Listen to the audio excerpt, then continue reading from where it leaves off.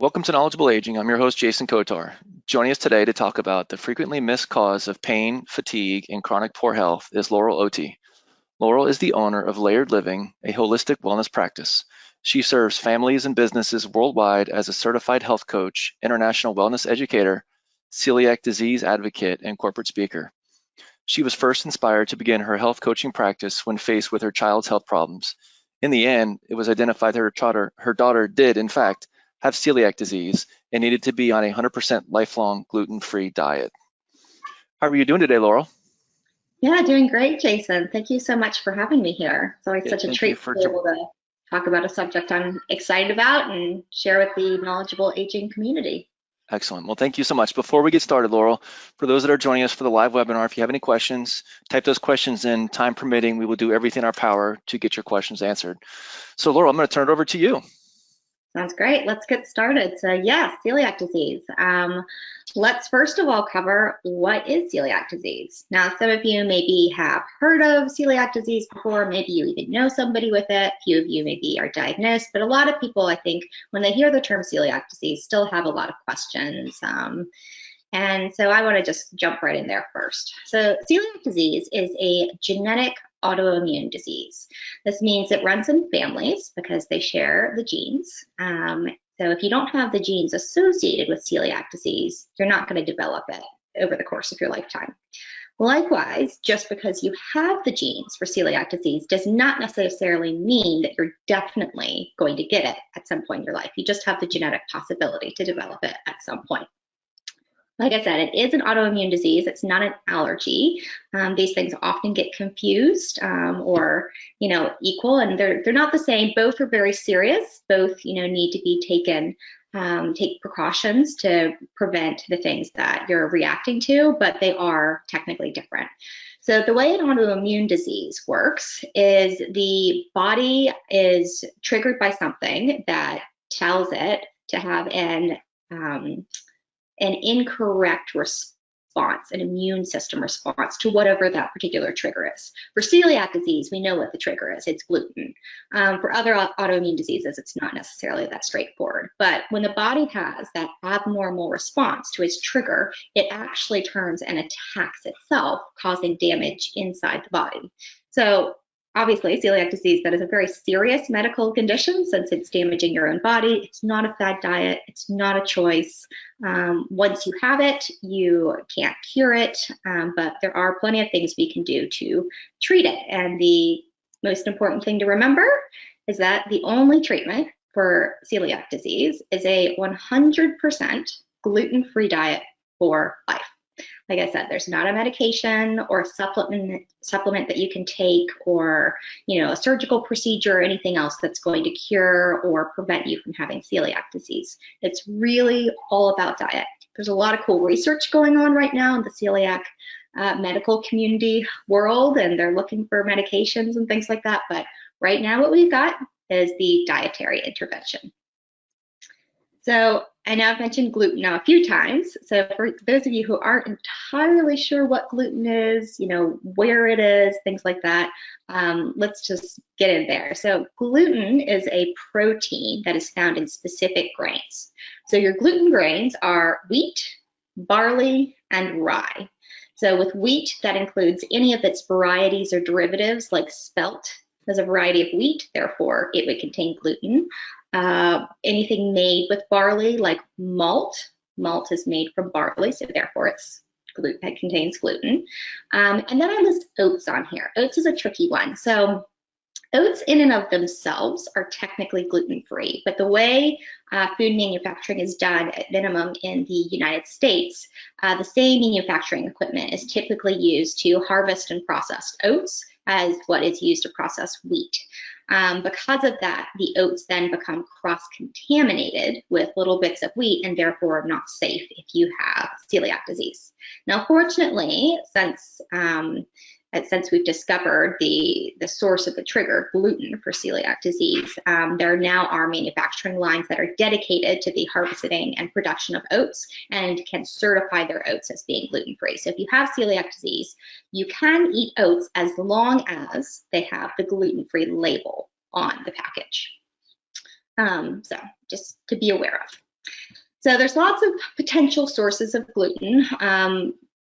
Commonly foods that are often made, typically of wheat, but potentially other gluten-containing grains would be things like pastas, breads, crackers, lots of your just packaged foods in generals. Then checking sauces, gravies, seasonings, it's important. And when I say seasonings, I don't mean like your bottle of basil is fine. It's not gonna be cross-contaminated with gluten. We're talking about like a mix, a seasoning mix where it's got a long ingredient list. Sometimes it contains wheat or other gluten-containing grains in that seasoning mix. That would be your risk. Certain beverages, the big one that usually comes to mind is beer. They do make gluten-free beers these days, but you do specifically need to order gluten-free beer.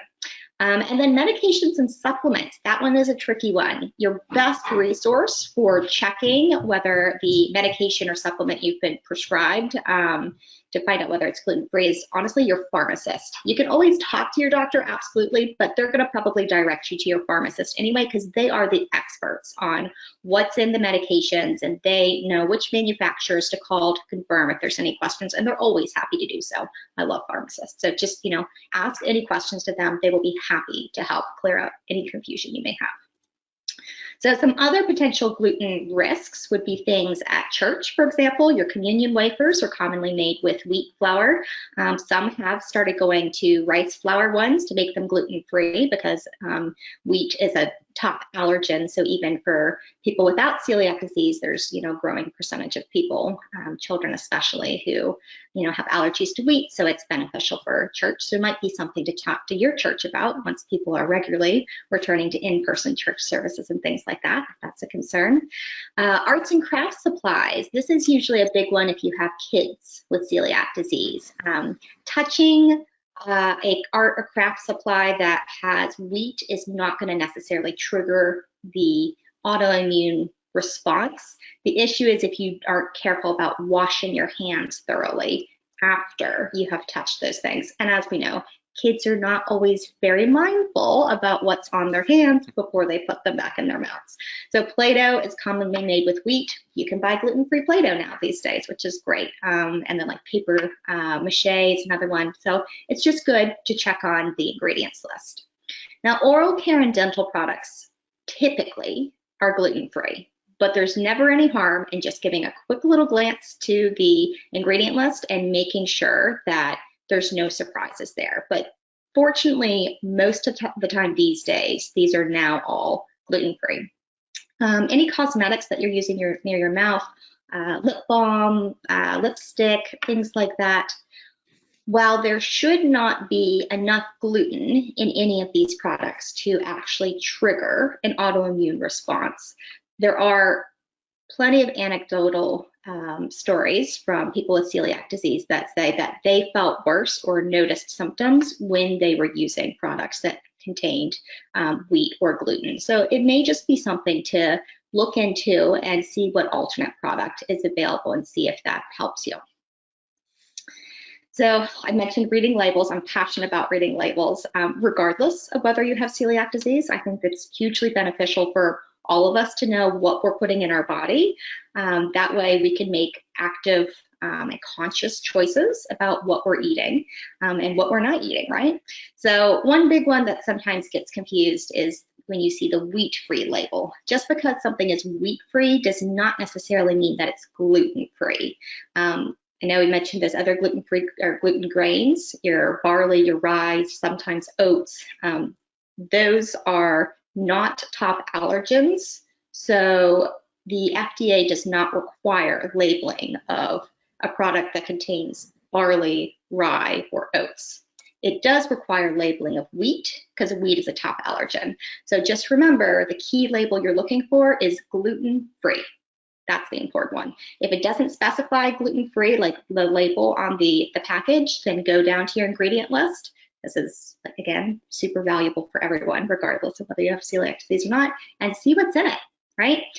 Always remember to look for that little disclaimer that's sometimes at the bottom of the ingredient list. Might not have any gluten-containing ingredients there, but then there's a little disclaimer that says, has been manufactured in the same line as, products containing wheat, milk, tree nuts, whatever.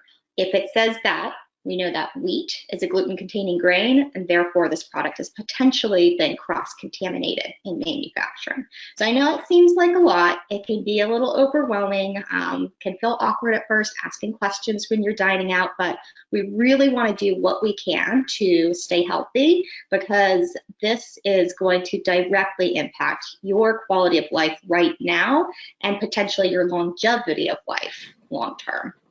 Now, fortunately, there are lots of delicious, wonderful, easy foods we can purchase that we don't have to worry about whether or not it contains gluten, because they are all naturally gluten-free.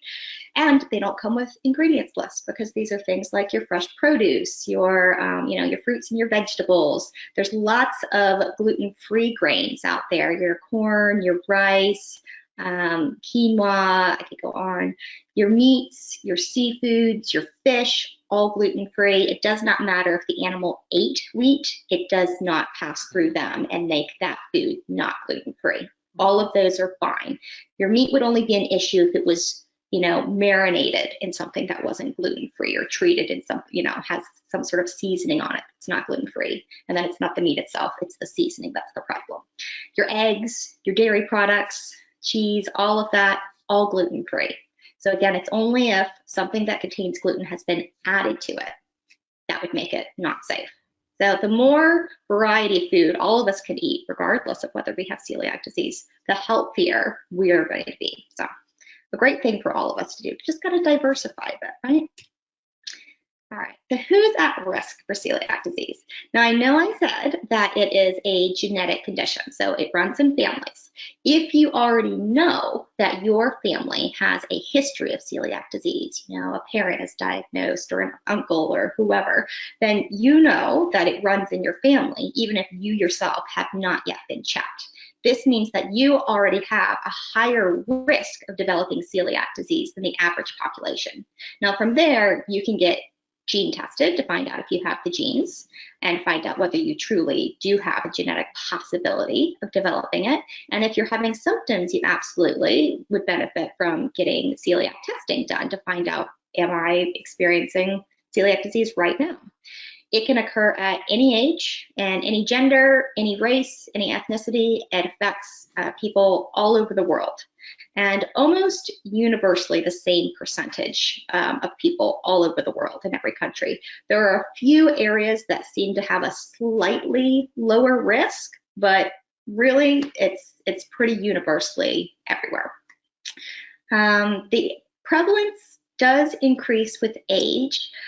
I always find this one to be a little misleading because the reality is any autoimmune disease, the prevalence increases with age. And the main reason for that is you've lived longer, which means you have more time to have had those genes become activated and therefore that disease to develop.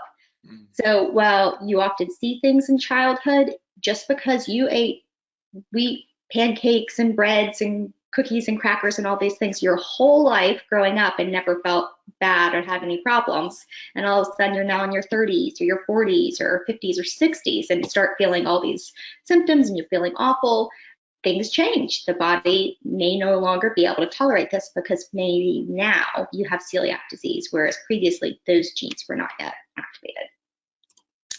Now, there are a lot of related conditions to celiac disease. And what is important about this is that just because you have one of these does not necessarily mean you definitely will also have celiac disease, but they raise your risk of having celiac disease. There's some that have a very high incidence of both occurring in people.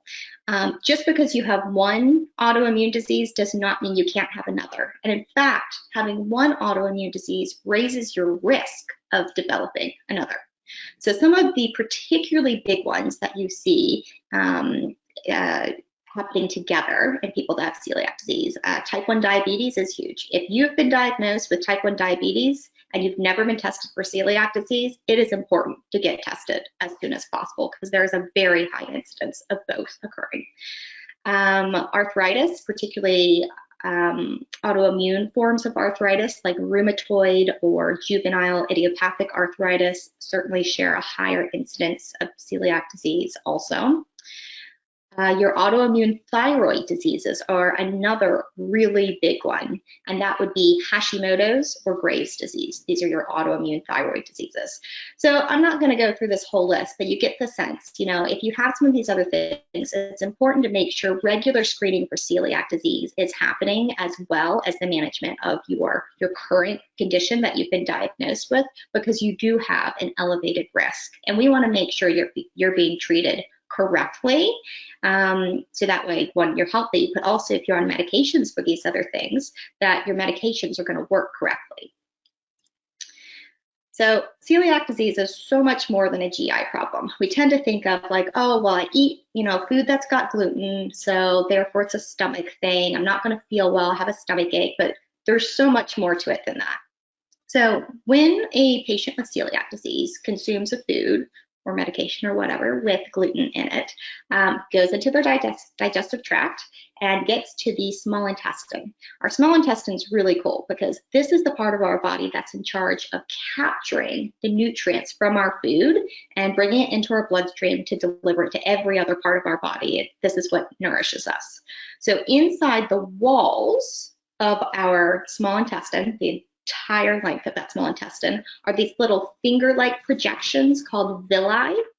So these villi, it's their job to capture those nutrients. What celiac disease does is when a person with it eats a gluten-containing food, the part of the body that gets damaged are these villi, these little finger-like projections. So So they start shrinking down, they get damaged, they get shorter, and eventually with enough damage, they become completely flat inside the intestinal wall. So now there's no little finger-like projections, no little villi there to capture those nutrients. So you end up with malabsorption of critical nutrients, which absolutely affects every single part of your entire body. It leads to short and long-term health problems, even premature death if left untreated. So this is a really big deal. It's not just saying, oh, I'm always a little low in iron, no problem. Oh, my zinc is always low. That's fine, I'll just take a supplement. If you have a critical nutrient that is consistently low, you're struggling to keep it at a normal level, that's a sign something's going on. We need to find out, what is it? What's happening?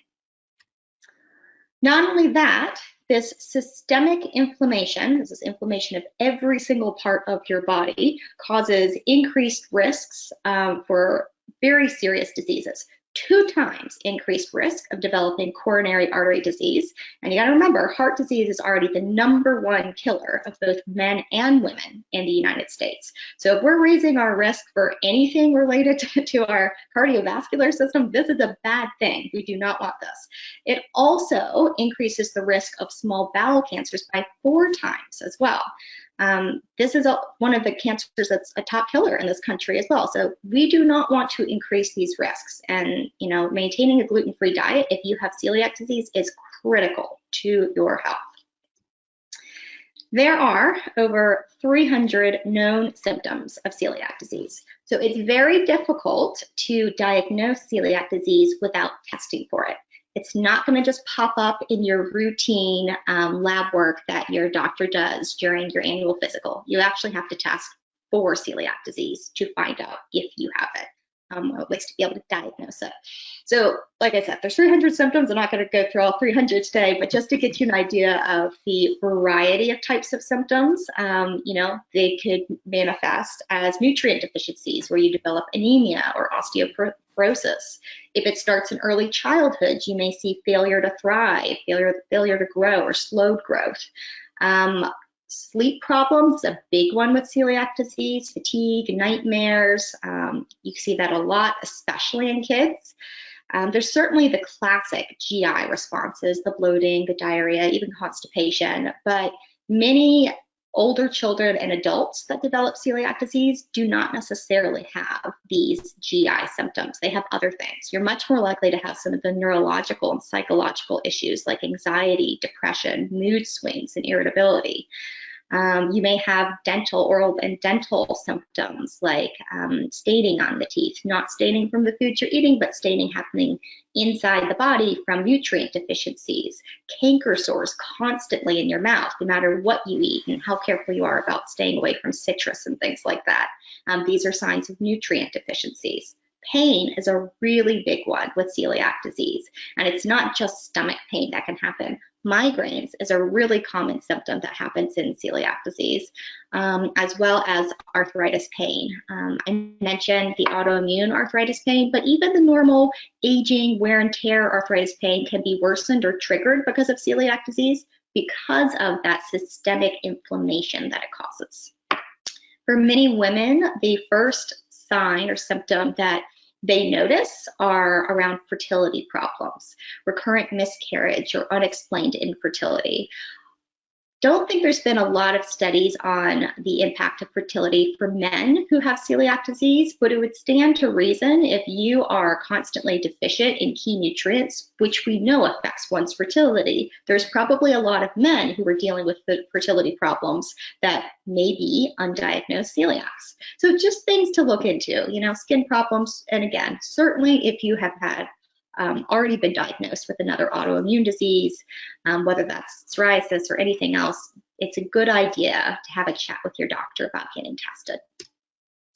So I was working with a man, we're going to call him John today, who had recently been diagnosed with celiac disease. He was at that point in his life in his late 50s. He had been dealing with not just, stomach discomforts, bloating, really uncomfortable bloating and pain, but terrible headaches all the time, terrible sleep. He struggled to get to sleep. He struggled to stay asleep. So a lot of sleep disturbances, and his anxiety level, no matter what he seemed to do, was just always very, very high.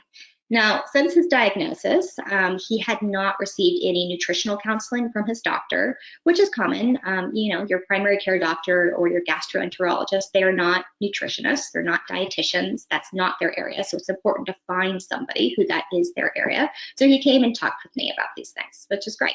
So through the course of working together and educating him on what a gluten-free diet is, what the right questions are to ask, and how to make that dietary and lifestyle transition, his pain not only went away completely so that he didn't have to have any pain medications, not even like ibuprofen for a headache because he didn't have headaches anymore. His sleep improved dramatically. Not only did the number of hours that he was able to sleep each night increase, but the quality of sleep he was getting increased. He had previously been having a number of skin reactions, rashes and things like that, and they cleared up, which was, a huge relief for him as well. And with everything improving, his anxiety levels really, really decreased. So I mentioned this story simply to remind you that, nobody wants to get diagnosed with an autoimmune disease.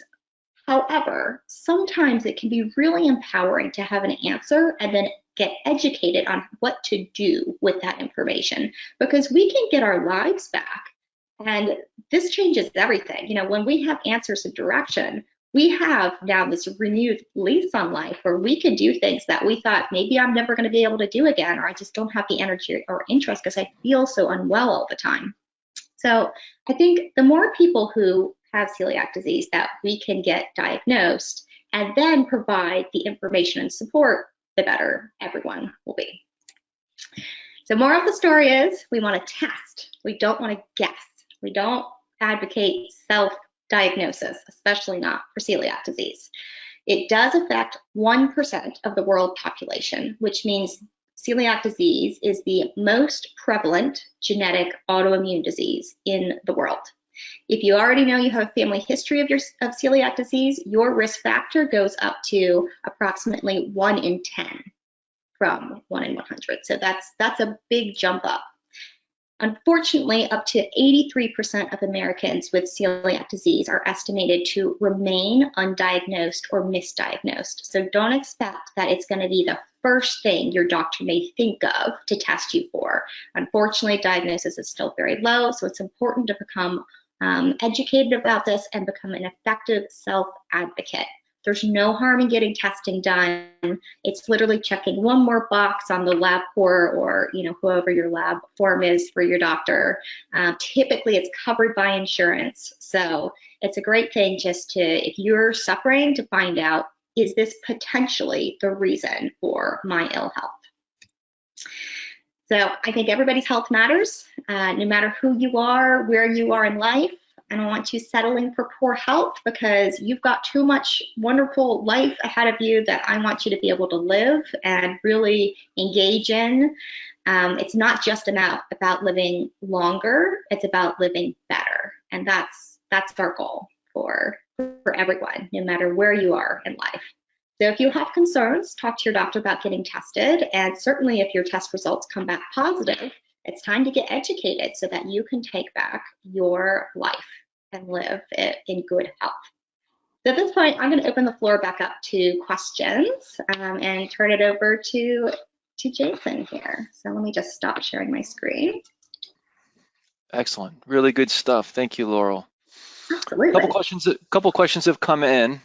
First one, they want to kind of just expound a little bit on the testing. How does somebody go about getting tested? They just go to their doctor? Yeah, absolutely. So you can certainly get tested by any doctor who can write you a script for literally any testing, can write you a script for celiac disease. You do not have to go to a specialist. Now, your primary care physician may suggest you go to a specialist. It may just not be an area they feel comfortable getting into. Maybe they feel like, well, even if the test results come back, I don't really know how to interpret it. So it's not that they can't order the test, but they may not feel comfortable serving as your medical resource about this. But absolutely, you can go to any doctor. And if you're, in a pinch and you're struggling to get in with your primary care provider or a specialist, if you already have one, you can go to a walk-in clinic, like, a patient first, or, whatever the types of walk-in clinics are in your area. You don't even have to go to your primary doctor and say, I want to get tested for celiac disease. I have X, Y, and Z symptoms, and they can write your script. So. Yeah, interesting. What other questions came in? Are there levels of severity? So let's just say you get the results back. Do you know if you have a higher level of severity of celiac disease? Yeah, that's a really good question. So essentially, the short answer is no. There are not levels of severity. Every person who has celiac disease it's serious. It matters. There's no, you'll often hear someone say, oh, well, I'm not a very sensitive celiac, so it's probably fine. What they're actually saying is the symptoms that they experience don't feel that debilitating, so it doesn't bother them. But the reality is, every time you are exposed to and consume gluten, knowingly or accidentally, it is causing damage to your body and raising your risks of serious short and long-term health problems. So even if you feel like your symptoms aren't that bad, or if you're somebody with celiac disease who doesn't really necessarily identify what your symptoms are, because sometimes there are things you're not recognizing. Oh, that's from celiac disease, right? It still matters and still needs to be taken very seriously. Yeah. Another question came in. They were asking about going gluten-free. What are the positives and negatives of going gluten-free if you're not diagnosed with celiac disease? Yeah, so that's such an interesting one, because especially in the more holistic world of wellness, you'll get a lot of people who feel very passionately that everybody should be gluten-free, regardless of whether you have celiac disease. I tend to take a little more what I think is balanced approach. If you have celiac disease, yes, you absolutely have to be gluten-free. If you have a related health condition like thyroid disease that has a very high incidence of developing celiac disease and does tend to be worsened by things like gluten, then yeah, you probably should also be gluten-free. But if you don't have any of these related conditions where you're seeing very clear benefits in being gluten-free, then really it's more about personal preference. If you find that you just feel a little better because you're going gluten-free, that's fine. I suspect there's a lot of people who don't have these conditions that need it, that go gluten-free and feel better. Might feel better because by going gluten-free, the side effect is they actually increase the variety of foods that they're eating. And all of us are going to benefit from eating a bigger variety of food, right? It's very easy to get into the habit of eating, different forms of wheat 3 times a day, but it's still just wheat, right? Right. So if we can mix it up more, we'll probably be healthier. Yeah. Last question. Somebody asked, in the time since when your daughter got diagnosed to today, what's your biggest takeaway about celiac disease? Do you have Ugh, one? I know that I'm putting you on the spot, but no, it's an that's interesting fine. question. It is such a good one. So the biggest thing I can say is there's nothing more valuable than becoming an effective health advocate for yourself, and if you're a parent, your kids. Because at the end of the day, you, one, are going to know your kid and hopefully yourself better than anybody else. Doesn't matter what their degree is or number, whatever those letters are behind their name. Hopefully you're the best expert on yourself and your kid. And two, nobody's going to be more affected or more motivated about dealing with the ill health of either yourself or your kid than you are, right? Once you leave that doctor's office, they don't have to deal with the behavior problems, from your kid feeling sick all the time, or the horrific sleep deprivation from people being sick or waking up, or you yourself going, oh, I'm awake again. Like everyone's asleep, but yet here I am laying here, not sleeping, suffering. It's you that has to live with these things. So the more we can become better health advocates, the better it is, regardless of what condition you have. But celiac disease is a big one because there is still such a low understanding, and therefore it's not taken as seriously, even in our medical community in the United States, at very least. It's better in certain other countries, but the US right now still really lags behind. So you really got to push if that's something that you're concerned about. Yeah, one of the things that you had mentioned that was interesting for me was about the testing. It's like when you go to your doctor, and let's just say you go and get you're a good patient, right? You go once a year to get your blood work back, and the doctor comes in and says, "Oh, everything looks good." That doesn't necessarily mean that celiac disease is not something that's impacting you. And so, like you said, you have to listen to your body. You do have to listen to your body, and you have to understand what the limitations of what's being tested. A general CBC, which is what it's called, a complete blood count, is Mhm. not testing you for celiac disease or food allergies or environmental allergies. So everything could look normal on that. It could be totally normal on that, but it doesn't mean there's not something going on that's bothering you. So it's not necessarily the end of the conversation. It's just a continuation. Okay, that part's good. I'm still having this. Who's my next step to get some testing Absolutely. done? Absolutely. Wonderful stuff. So, Laurel, how can people find you? Yeah, great. I'll just let me share my screen again because it's got my here. Let me get this out of the way here. It does have my contact information here as well. You certainly are welcome to hop over to my website. That is layeredlivinglife.com. Certainly all my contact information is there, my services, my links to my Instagram account, which is at Layered Living, or my business Facebook page, which is at Layered Living Life. You can reach out by phone, either call me or text me. That's fine. I have lots of texts come through. My phone number is 703-835-2378. I work with people all over, not just the country, but the world. So other than time zone considerations, I'm pretty available, but I take my sleep very seriously as well. So the middle of the night, it will be the next day before I reach back out. But yeah, come reach out to me anytime. I am on LinkedIn and Alignable as well. But certainly my phone number or my website are going to be your best ways to get in touch with me and explore what Layered Living has to offer you if you are somebody who needs some support. Very good. Well, thank you so much, Laurel. As far as knowledgeable aging, we try to have live webinars 2 to 3 times per week. You can find us on YouTube. Just type in knowledgeable aging. I encourage you to subscribe. We do have full webinars and clips that are usually 2 to 5 minutes, which are always kind of neat as well. You can also find us on our podcast, so Apple Podcasts, Spotify. You can find us there as well. Until next time, I'm your host, Jason Kotar, and this is Knowledgeable Aging.